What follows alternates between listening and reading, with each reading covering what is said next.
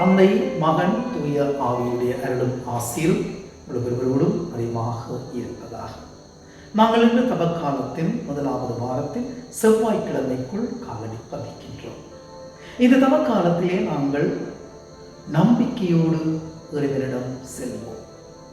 நம்பிக்கையோடு இறைவனை பார்த்து வேண்டுவோம். நம்பிக்கையோடு இறைவனிலே நிலைத்திருப்போம்.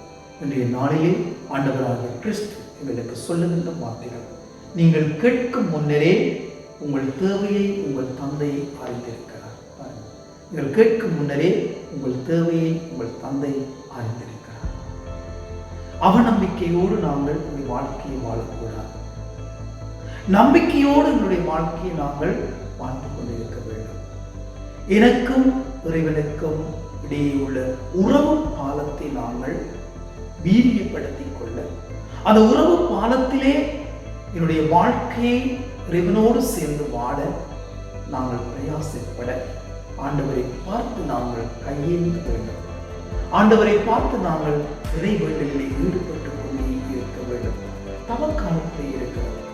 நாங்கள் செய்கிற தவ முயற்சிகள், பொருத்தல்கள், அரித்தியாகங்கள் எல்லாம் நம்பிக்கையிலே செயற்படுகின்ற செயற்பாடுகளாக இருக்கின்றன. நம்பிக்கையிலே செய்யப்படுகின்ற செயற்பாடுகளாக இருக்கின்றன.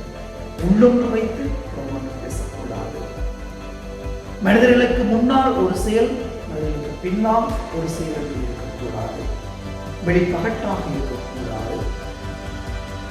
வெளிவேடமாக இருக்கக்கூடாது. எல்லாம் இறைவனுக்கு மட்டும் தெரிந்தால் போதும் என்ற நிலையிலே உங்களுடைய நம்பிக்கை வாழ்க்கை இருக்க வேண்டும்.